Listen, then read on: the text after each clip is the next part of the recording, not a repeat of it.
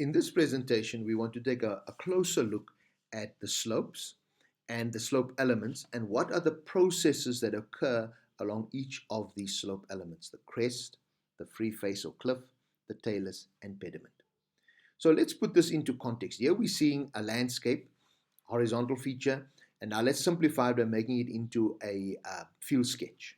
And now in the field sketch, we notice what happens. From the cliff, we get materials broken down. They fall onto the talus slope. They come to rest there, and as they move by gravity. So gravity pulls them down the slope. Some particles bump into each other, and then they move down the slope because of that, and they become smaller in size. And so what are the slope elements? The crest, the cliff, the talus, and then in the foreground where we see the vegetation, that is the pediment slope. Now let's look at each of these slopes individually. We start off with the crest.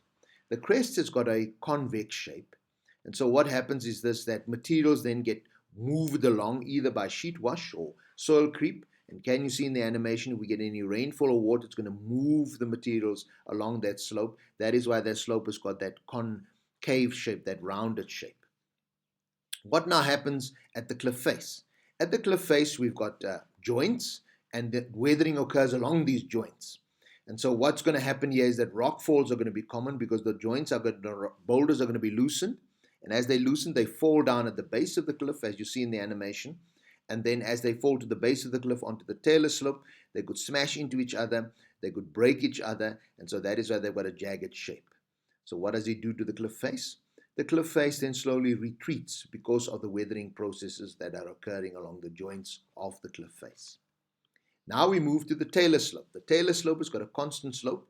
We said the material comes to rest here, that's why it's called the debris slope. And as it comes to rest here, they might move, they might roll along the slope. As they roll along the slope, they might become more rounded. They then push and bump other rocks. And as they bump other rocks, they become smaller in size, and they roll again down the slope, and they bump into each other, as we see now in the animation. And as they move along that slope, what's happening? They get reduced in size, that bouncing and rolling, until eventually at the base of the talus slope now, we're getting finer materials. And this then leads us to the final slope, and that's the pediment slope.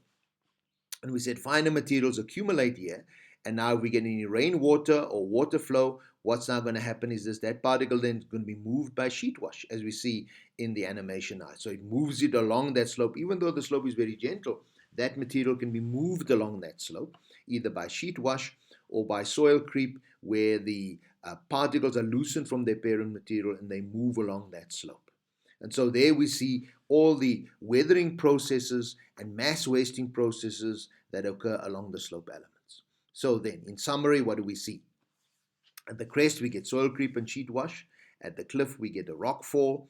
At the talus slope, we get earth flow and soil creep. And at the pediment, we get soil creep and sheet wash.